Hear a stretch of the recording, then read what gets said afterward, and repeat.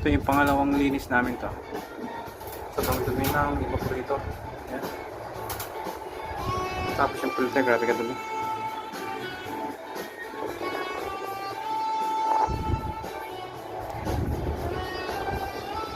Backpass na lang. Grabe ka dumi oh. Filter pa lang yan. Hirap na yung aircon.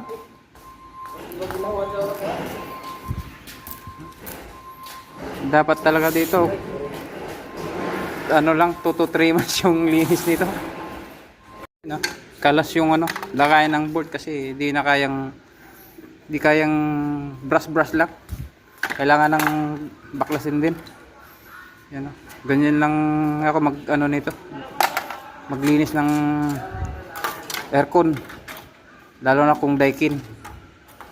Maganda talaga si Daikin baklasin kasi mabilis. Ito yung control board niya sa indoor. Yan, ito yung receiver. Ito yung board. Ito yung pangalawang ito dito. Kalas.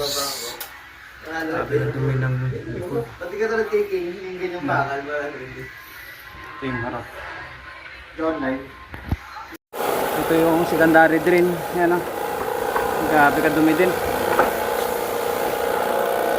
Kinalas na namin para walang backjob. Ayan, pangalawang linis to. Pangalawang linis. Baklas din lahat.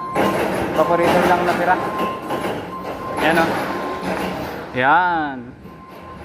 Ito tapos na tong malagayan ng board. Ayan o.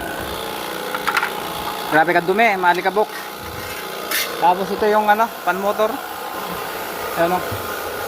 Ayan yung mga ano, control. Grabe ka dumi.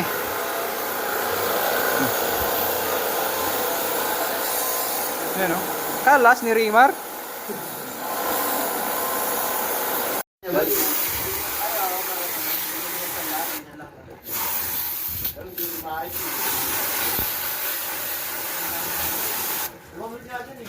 Kaso ko doon, nagit na, ha?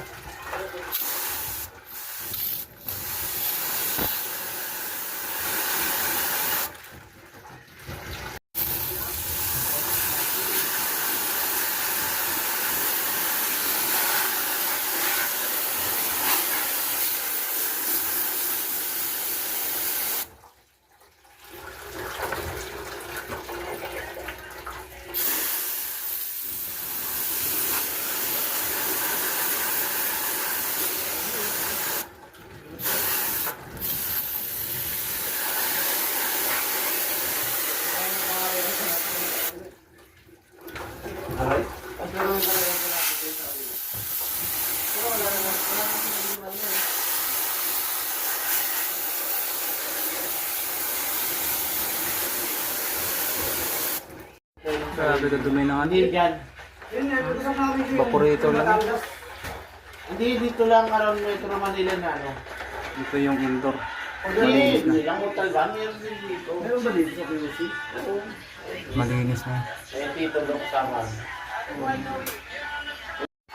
Ayan, nabalik na namin. Nabalik ko na itong ano. Yung control.